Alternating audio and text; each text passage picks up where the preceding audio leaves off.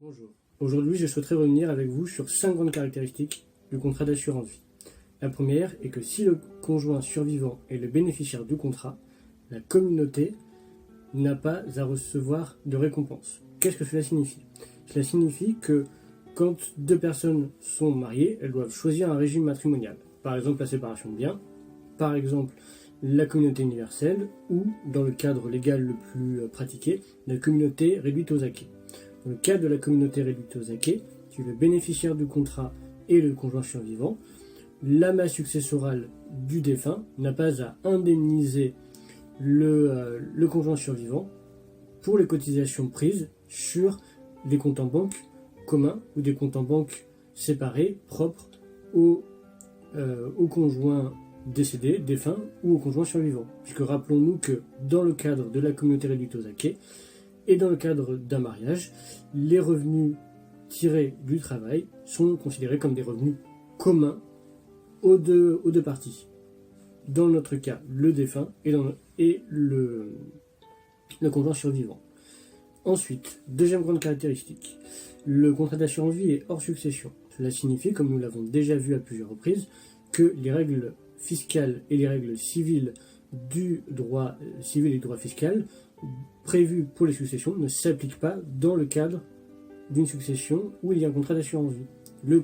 La liquidation du contrat d'assurance vie se fera suivant les règles fiscales propres au contrat d'assurance vie. Nous l'avons déjà vu avec par exemple l'article 990I et l'article 757B.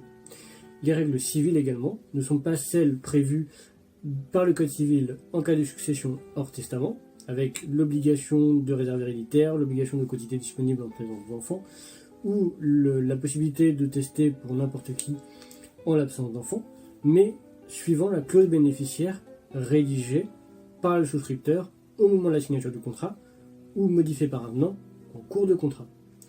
Ainsi, comme nous venons de le dire, le contrat d'assurance vie est un contrat qui possède des bénéficiaires, puisque c'est un contrat qui peut être également appelé une stipulation pour autrui.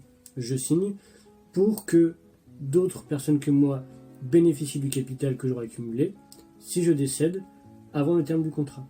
Le contrat d'assurance vie est également un contrat insaisissable, c'est-à-dire que si j'ai des dettes, les créanciers ne pourront pas venir saisir le capital présent sur mon contrat d'assurance vie pour que ces dettes soient remboursées.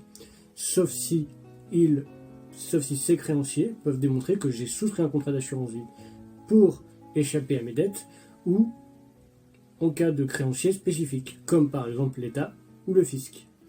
Quatrième grande caractéristique, le contrat d'assurance vie est un contrat aléatoire, nous l'avons vu. Tout contrat d'assurance appartient à la catégorie du droit civil des contrats aléatoires, c'est-à-dire qu'il faut qu'il y ait un aléa que nous avons vu, la durée de la vie humaine en France, pour que le contrat d'assurance vie existe. Et cinquième grande caractéristique qu'on a déjà abordée finalement, que le contrat d'assurance vie est une stipulation pour autrui. Je signe pour que d'autres récupèrent mon capital si je décède avant le terme de mon contrat. Tout simplement. Rappelons les 5 grandes caractéristiques: hors succession, absence de récompense au profit de la communauté si le bénéficiaire est le conjoint survivant, stipulation pour autrui, contrat aléatoire, contrat insaisissable. Tout simplement.